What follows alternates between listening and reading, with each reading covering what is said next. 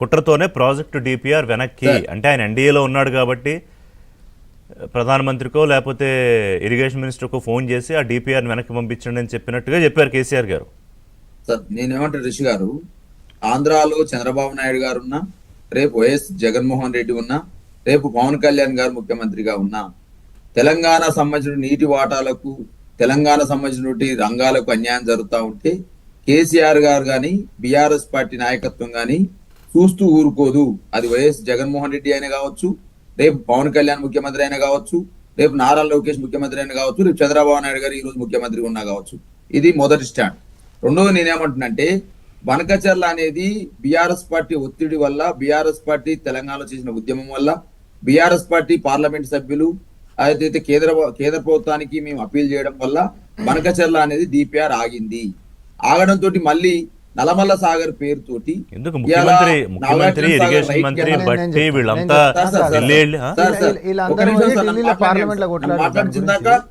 ముఖ్యమంత్రి వెళ్ళారు కదా, ఆబ్జెక్ట్ రాసుకొని చెప్పండి. నేనే అడిగాను, ఆయన రాలేదు, నేనే అడిగా.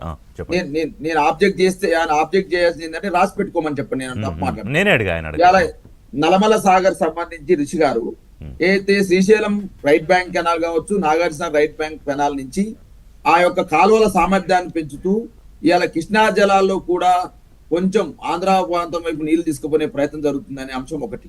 ప్లస్ మేము పాలమూరు రంగారెడ్డి సంబంధించి వాస్తవానికి 2005లో ఈ ప్రాజెక్ట్ ని ఏదో జలయజ్ఞంలో భాగంగా ప్రారంభించారు. మరి ఇంతవరకు కూడా పూర్తి కాలేకపోయింది. 2015లో మేము మళ్ళీ తిరిగి పునఃప్రారంభించి మళ్ళీ 2015 తర్వాతకి దాన్ని ప్రారంభించిన సందర్భం ఏదైతే ఉందో గుర్తు చేస్తా ఉన్నాం. ఏది పంపులు ఆన్ చేసి వాస్తవానికి కొన్ని కాలువల సామర్థ్యం సంబంధించి కావచ్చు, కాలువల యొక్క నిర్మాణం ఇంకా పూర్తి కాలేదు. వాటిని 2 సంవత్సరాల కాలంలో పూర్తి చేస్తే పాలమూరు ప్రజలకు కొంత నీరు అందేది అనే అంశాన్ని స్పష్టంగా బీఆర్ఎస్ పార్టీ చెప్తా ఉంది. ఆ బీఆర్ఎస్ వచ్చింది. ఇప్పుడు ఒక నిమిషం, ఈ డిపిఆర్ వెనక్కి వచ్చి ఎన్నాళ్ళు అయింది బాలరాజు గారు? సార్ ఏమంటారు? డిపిఆర్ వెనక్కి పంపి ఎన్నాళ్ళు అయింది? అసలు కాంగ్రెస్ పార్టీ అసలు స్పందిస్తే కదా పాలమూరు రంగారెడ్డి మీద. సో ఇప్పుడు కాదు, నాకు కావాల్సిన పాయింట్ ఏంటంటే, ఇరిగేషన్ అనేది ఈ రోజు కొత్తగా వచ్చిన సమస్య కాదు. అసలు దాని ఆధారంగానే ఉద్యమం మొదలైంది.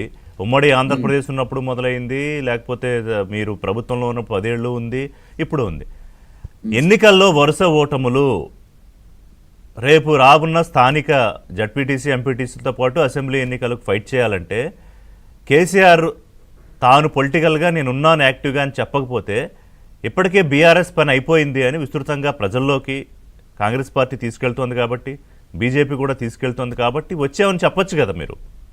సార్ రిషి గారిని ఏమంటే, బీఆర్ఎస్ పార్టీ తప్పేం కాదు. ఇప్పుడు ఏ రాజకీయ పార్టీ అయినా నిలబడి కొట్లాడాలనుకుంటుంది, అప్పుడే కదా మళ్ళీ తిరిగి అధికారంలోకి వచ్చేది. అది ఎందుకు చెప్పట్లేదు మీరు? నేనేమంటాడు సార్, బీఆర్ఎస్ పార్టీ పని అయిపోయింది అన్న వాళ్ళకి కేసీఆర్ గారు ఒక్క ప్రెస్ మీట్ తోటి ఎందుకు ఇంత ఉలికి పడుతుంది కాంగ్రెస్ పార్టీ, భారతీయ జనతా పార్టీ ఎందుకు ఇంత ఉలికి పడతా ఉంది? నీళ్ళ మీద మా పని అయిపోయింది, కేసీఆర్ గారికి అసలు చావే లేదు, కేసీఆర్ గారికి జనంలో పలికే లేదు అంటారు కదా, మీరే అంటారు కదా. బీఆర్ఎస్ పార్టీకి ఊసే లేదు అంటున్నారు కదా. కేసీఆర్ గారు నిన్న ప్రెస్ మీట్ తోటి ఉత్తమ్ కుమార్ రెడ్డి ఎందుకు ప్రెస్ మీట్ పెట్టాల్సి వచ్చింది? తదనంతరం రేవంత్ రెడ్డి గారు పొంగులేటి శ్రీనివాసరావు ఎండబెట్టుకుని ఎందుకు చిట్చాట్ చేయాల్సి వచ్చింది? ఇవాళ వెంటనే వెళ్ళి కేంద్ర సంబంధించినటువంటి మంత్రుల్ని ముఖ్యమంత్రి ఏమన్నారు తెలుసా? ఆర్థిక వ్యవస్థను కేసీఆర్ అత్యాచారం చేశారు. కేసీఆర్ ఆర్థిక ఉగ్రవాదులు అంటే ఒక ముఖ్యమంత్రి ఒక ప్రతిపక్ష నేత విషయంలో ఇంత సీరియస్ కామెంట్స్ చేసింది నాకు తెలిసి ఈ మధ్యకాలంలో ఎక్కడ వినలేదు. నేనేమంటే సార్, ఇప్పుడు రిషి గారు కేసీఆర్ గారు చూస్తే వణుకు పుడుతా ఉంది. కేసీఆర్ గారు బయటికి వెళ్లి లేవనెత్తినటువంటి ఈ అంశాలను చూస్తే రేవంత్ రెడ్డి గారికి భయం వేస్తుంది. కేసీఆర్ గారు సంబంధించినటువంటి ఈ అంశాలు లేవనెత్తితే మనం ఎక్కడ మా ఊసు లేకుండా పోద్ది అనేటువంటి ఆలోచన విధానం ఇలా కాంగ్రెస్ పార్టీకి రేవంత్ రెడ్డి ఉంది కాబట్టి అటువంటి మాటలు మాట్లాడతారు. మేము చేసే ఎలిగేషన్స్ ఒక ఫండమెంటల్ గా ఒక పద్ధతి ప్రకారం తెలంగాణ జరుగుతున్న అన్యాయాల మీద చేస్తా ఉన్నాం. వాళ్ళు చేసే ఎలిగేషన్స్ హరీష్ రావు మీద, కేటీఆర్ మీద, అదే విధంగా కేసీఆర్ కుటుంబం కృష్ణా జలాల్లో 36% చాలని సంతకం చేసింది కేసీఆర్ గారు. ఎవరు ఒప్పుకున్నారు సార్? ఎవరు సార్ చెప్పింది? ఉమ్మడి ఏపీలో కంటే కేసీఆర్ పాలనలో ఎక్కువ అన్యాయం జరిగింది. స్టాటిస్టిక్స్ తో చెప్తున్నారు. పట్టిసీమని సభాష్ అన్నారు. ఈ వీడియోలన్నీ మీరు ఉద్యమం చేసే చోట, సభలు పెట్టే చోట టెలికాస్ట్ చేస్తామని ముఖ్యమంత్రి స్థాయిలో చెప్తున్నారు. కృష్ణ ఆగండి సామరామరెడ్డి గారు ఆగండి మీరు రండి కృష్ణా సభకు చాలు. నది జలాలు కాంగ్రెస్ కృష్ణా పార్టీ నది చేసిన జలాలపై అబద్ధాల ప్రచారాల మీద కేసీఆర్ ఒక అబద్ధాలు. బిఆర్ఎస్ పార్టీగా ఒక పుస్తకాన్ని మీకు పంపిమంటే పంపిస్తాను. రాజు పంపించండి, నాకు పంపించండి, నేను చదువుతా. రివర్ ఫుడ్ నమస్తే తెలంగాణలో రాపియాలి, అవే పేపర్లు వచ్చి ప్రెస్ ముంగట చదవాలి. బాగుంది మీ ఈకో సిస్టమ్ మొత్తం. మీ కవిత్వాలు మీరే రాయాలి. ఇంటరప్ట్ కాలే